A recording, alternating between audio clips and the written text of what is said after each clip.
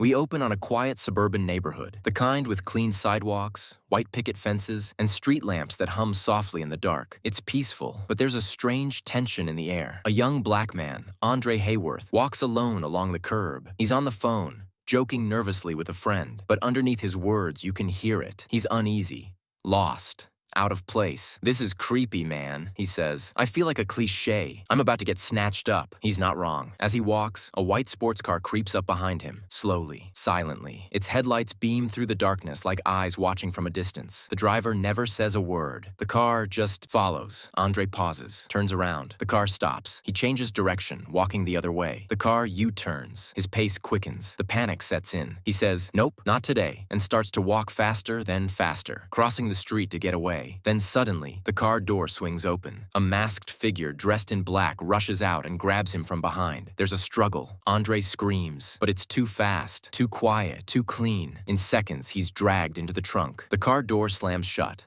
And just like that, the predator drives off, disappearing into the night, leaving only silence and one shoe behind. This isn't just a kidnapping. It's the first piece of a terrifying puzzle. A hint that in this perfect, polished neighborhood, something is very, very wrong. Cut to the city. Modern, stylish, and full of life. This is where we meet Chris Washington. He's calm, creative, and clearly grounded. A photographer with an eye for the truth, even when it hides beneath the surface. He's packing for the weekend, getting ready to visit his girlfriend Rose's parents. Things seem great between them, but there's tension hiding beneath Chris's smile. "Do they know I'm black?" he asks her. It's a simple question, but loaded with weight. Rose laughs it off. "My dad would have voted for Obama a third time." She insists her parents are progressive, open-minded, safe. But Chris doesn't look convinced. And this is where the real horror begins. Not with monsters or murderers, but with doubt. That subtle voice in your head that says something isn't right. The road to the Armitage estate feels like it goes on forever. Winding forest, tall trees, no neighbors in sight, isolation cloaked in beauty. They arrive at a grand home nestled in the woods. Classic, expensive, eerily quiet. Rose's parents are already outside, grinning with that too-smooth suburban charm. Dean Armitage is the kind of guy who talks too much but says too little. He gives Chris the grand tour, dropping awkward lines like, "I'd have voted for Obama a third time," and calling his basement a man cave with a knowing smile. Missy Armitage, Rose's mother, is softer, more controlled. Her eyes linger. She doesn't blink much. She offers tea, asks about smoking, and casually drops that she's a hypnotherapist. Chris politely declines her offer to help him quit, but her gaze is fixed, like she already knows he'll change his mind. Then there's Walter and Georgina, the housekeeper and groundskeeper. Both black, both quiet, robotic, smiling, too hard. Walter walks like he's mimicking a person. Georgina stares blankly at her reflection, then glitches into a sweet laugh as if remembering to act human. It's like Chris stepped into a world where something invisible is watching him, studying him, and everyone's playing a part, except him. Later that night, unease brews like a storm. Chris steps outside for a smoke. The forest around the estate feels too still, too watchful. Then, out of nowhere, Walter comes sprinting out of the darkness, full speed, arms pumping, face expressionless. He runs straight at Chris like a freight train, only to swerve at the last second and vanish into the night. Chris stumbles back, shaken. What kind of place is this? Back inside, Missy is waiting, calm, inviting, almost motherly. She motions to the chair in her therapy room,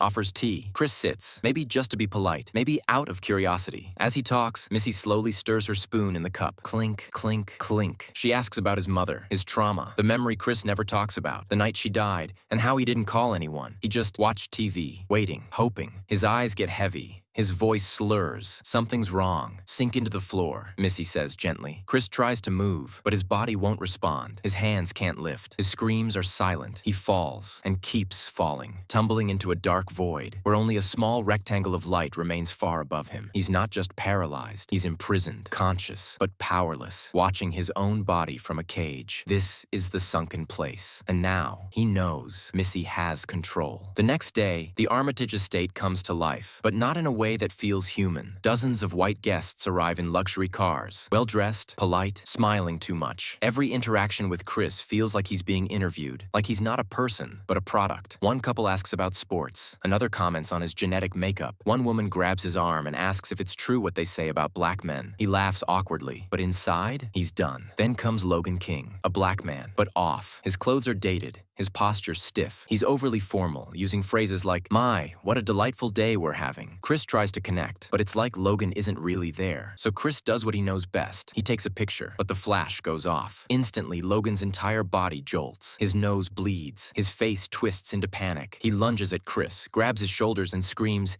"Get out! Get out! Get out of here!" The guests pull him away. Rose's dad calls it a seizure. Missy escorts Logan inside for treatment. But Chris knows better now. That wasn't a seizure. That was a message. Someone inside that man was awake, and they were begging for help. That night, Chris decides, enough is enough. He tells Rose they have to leave. She's shocked, confused, plays innocent. "Babe, what's going on? You're scaring me." He explains everything. Logan, the bleeding nose, the screaming, the weird staff, the hypnotism. "We need to go. Now." Rose hesitates. She searches her purse for the car keys. Can't find them. Panic rises. Chris heads for the front door, but the Armitage family is suddenly there, blocking the exit. Missy, Dean, Jeremy, all calm, all watching him like he's prey. He turns to Rose. "Rose, the keys." She looks up and smiles. "You know I can't give you the keys, right?" Boom. In one moment, the entire illusion shatters. The caring girlfriend, a lie, the loving family, a trap. Chris turns to run, but Jeremy tackles him. Missy clinks her teacup again. Clink. He drops like a puppet whose strings were cut, back into the sunken place. Chris awakens strapped to a leather chair in a dimly lit basement room. Old furniture, a dusty TV, a mounted deer head watching from the wall like a silent witness. His arms are bound. A camera records him. And the teacup? Nowhere in sight. The TV flickers on. A vintage video plays. A calm voice welcomes him to the coagula procedure. This isn't hypnosis. It's a full-blown body transplant operation. Rich white people are stealing black bodies, using their brains, their eyes, their strength as vessels for immortality. They'll leave Chris's consciousness buried deep in the sunken place, trapped, helpless, screaming into the void forever while someone else controls his body. The next man in line? Jim Hudson, a blind art dealer who admired Chris's photography. "You'll still be you, deep down," Jim says in the video, "but you'll be me too." Chris has been hunted, not for who he is, but for what he is. His body, his talent, his blackness. Chris stares into the flickering screen. He starts shaking, panicking, but then he calms down, breathes deep, and we see it. Cotton stuffing. He's pulled it from the chair, used it to plug his ears. The teacup's power didn't reach him this time. Jeremy walks in, ready to prep the body for surgery. But Chris is ready. He breaks free, grabs a bocce ball, and slams it into Jeremy's head. Once, twice, until Jeremy collapses in a heap. Chris limps through the house covered in blood, rage and survival in his eyes. He kills Dean with a deer's antlers. Poetic justice. Missy lunges with her teacup, but he smashes it. Ends her with the letter opener she tried to hide. Jeremy isn't dead yet. He grabs Chris again, but Chris outsmarts him, stabs him, ends it. No more running, no more hiding. Chris is fighting his way out, with fire, with fury, with nothing left to lose. Outside, Chris finds Rose casually eating cereal, dry, and sipping milk, watching her victims on a laptop. She sees him, smiles. She grabs a rifle. Walter, the groundskeeper, chases Chris down, but Chris remembers the flash. He pulls out his phone, takes a picture. Flash. Walter blinks. His posture shifts. For a second, the real man trapped inside comes forward. Walter turns to Rose. "Let me do it," he says. She gives him the rifle. He aims at Chris, then turns the gun on her. Bang. She falls. Walter turns the gun on himself. Another bang. Silence. Chris stands, barely alive, wounded, but free. Rose reaches out. "I still love you." Chris says nothing. No sympathy left. No forgiveness. Just truth. Then, red and blue lights. A police car pulls up. Chris freezes. But it's not the cops. It's his best friend, Rod. "TSA, guy." Relief crashes over Chris like a wave. He gets in. They drive away. Rod asks what happened. Chris doesn't answer. Because how do you explain that you've been to hell and made it back? Thanks for watching. Like and leave a comment. And most important, subscribe to Scenephoria for more videos.